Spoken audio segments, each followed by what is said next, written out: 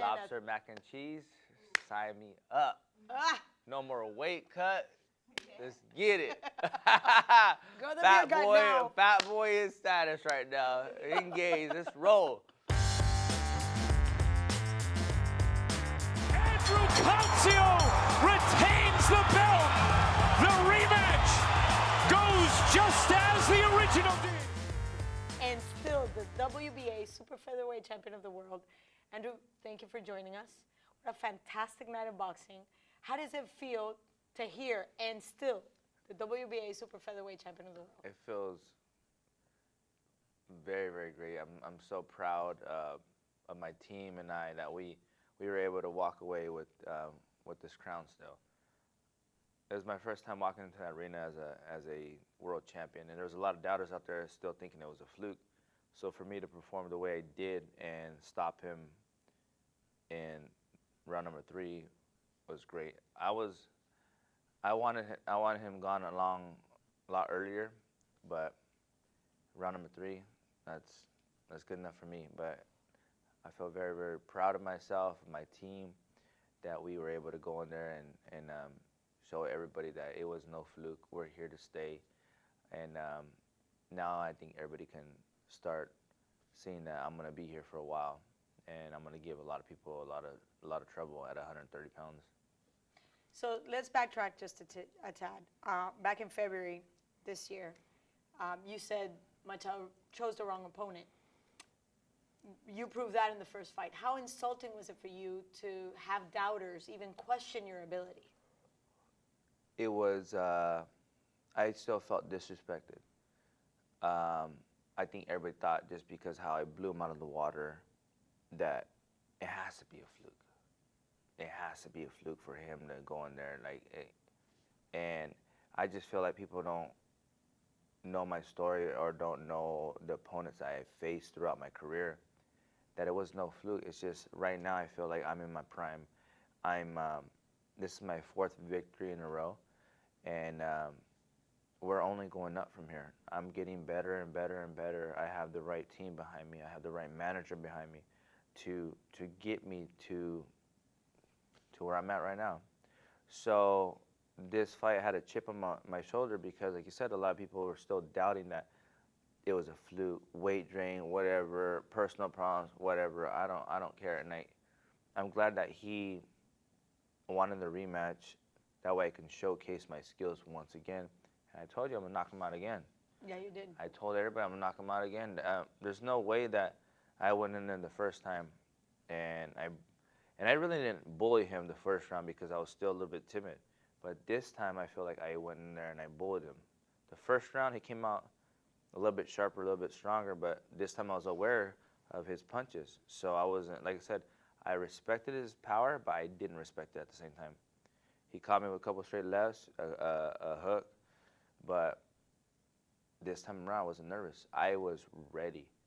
And you can ask my corner, my coach, my brother, my best friend in the dressing room. This time I was like this. I was like, let's go. Let's go. I want to go out there. And this time around, I was ready for it. I was ready to embrace everything. The big crowd, I knew it was sold out, but this time I was ready for it. And we showcased it that night. This was pretty much a continuation of the first fight. Exactly. And then we talked about what you were planning on doing, and you said, I don't know what he's going to bring in. Yeah. Did he bring anything different? He was sharper. He tried to, I feel like he tried to show a different Machado in the first round, but I knew it was going to wear. And like I said, I was a little bit too anxious in the first round. And even when I went back to my corner, my coach was like settle down. And for me, I was like, you're right. I needed to just chill out because I was too anxious. I wanted to get him out, right? I know I'm gonna get him out, but I wanted to get him out right then and there. So he's like, settle down. He goes, you're doing great. He goes, but he goes, he's catching you. He goes, you need to slip to the left. Slip to the left. He goes, I got caught with a left uppercut to the body, and he knocked my air out. But I'm not gonna go down. And I'll say this in front of everybody, like even and he's gonna know, like yeah, he knocked my air out, but he didn't know because I have such a great poker face. But he knocked my air out at the almost to the end of the round. Caught me with a great uppercut, but this time it was to the body, right here, boom. I was like, oh, I'm walking back to my corner, like, but and then he's like, sit down. I sit down. He goes, he got you. I go, yeah. I was like, he got me, and but that's what my coach told me. He goes, what's happening? He goes, you're not turning enough. He goes, you're not. He goes, keep turning this way, and it'll eliminate that. And I was like, you're right. And the second round came out, but that's when I started like catching my rhythm, and there was nothing he could have showed or done in this fight to win this fight. This is mine to keep. And like I said, we train hard for it. I'm a different type of fighter. I got brought up a different way, and I already stopped him. There's no way that he's gonna come in and take this from me. Did you notice in the second round that his legs were gone? Once I started landing the body shots, I knew. Like I said, I was looking for the head. I wanted the head so bad. I wanted to knock him out in the head this time. But I landed a couple body shots, and I know I hit hard at the body. And once I landed a couple body shots, I can hear him already. And I was like, he's not gonna. Same thing. I'm getting in because he was trying to be like a bully the first round, but once the second round, I just settled down and I had my hands up and I was just blocking, boom, boom, boom. So you can throw all the punches you want, but I was just blocking them and I was walking them down, and he can feel me getting closer and closer and closer. And then once I started landing the body shots, game over. The check hook. I wanted to drop him with the check hook. I did. And when I did drop him, he thought the check hook was coming, so he went like this, left all this open, and that's when I was like, it was just wide open for me. So I was like, I'm just gonna do it. And I just, boom, down he went. And he was like this, and it was open shot. And he went down. I know for a minute there he came to your corner. He congratulated you. So did his corner. Do you remember what he said to you? I believe he just, told me, Felicidades. I wish you nothing but the best for you and your future. And I told him the same thing. Whatever his future is, at the end of the day, it's business. It's my kids before his. And I feel bad for him, but it's I've been on the other side. Like, I earned this right here. So I want to stay here. I just earned myself a bigger payday after last night. And now like, all the boxing critics can be like, they sit back and think like, oh wow, it wasn't a fluke. And it wasn't. I just feel like it's my time now. I'm hitting my prime. And we're only getting better. I feel more and more confident in myself, my team. Right now, it's great. We've all had ups and downs, and you know my career. It's been a roller coaster. But right now, we're on the up. And as soon as we start hitting that down again, I'll hit that button, and I'll retire.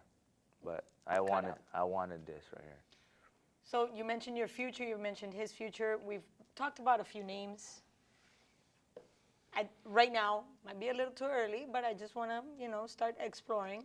No, that's fine. Who would you like to face next? Well, Rene Alvarado, like I said, he's after he suffered a defeat from me, he's won 6 straight, and he's #1 mandatory for the WBA. So I feel out of respect I owe him that. But the one guy I want is Jojo Diaz. He was there last night. No, I know, but he can wait. God willing, everything works out fine. I get my victory over Rene Alvarado once again. We had a tough fight in the first fight, 8 rounds. I got him out of there, but he was tough. But if I do what I think I'm gonna do, we'll win again.